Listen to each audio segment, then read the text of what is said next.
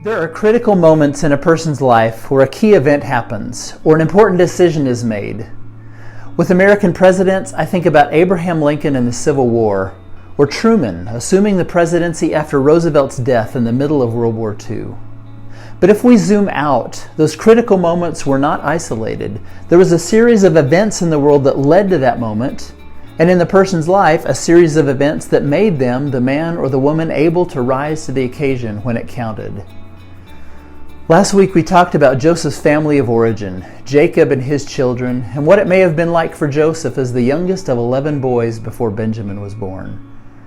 Instead of focusing on one moment or episode in Joseph's life this Sunday, we're going to take a grand tour of Joseph's life, almost like reading a fascinating biography in one sitting. Very few people in Scripture have as many chapters written about them as Joseph does.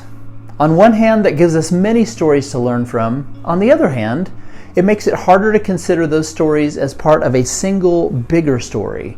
And that's what I hope to accomplish this week. I want to encourage you to keep reading Genesis 37 to 50 over the next few weeks. Wendy and I are a few chapters in and making progress. I love what happens when families and friends read Scripture and pray together. My prayer is that this week's perspective on Joseph's life will help us change our perspective on our own lives as we see God's hand in Joseph's story. I'll see you Sunday. Grace and peace.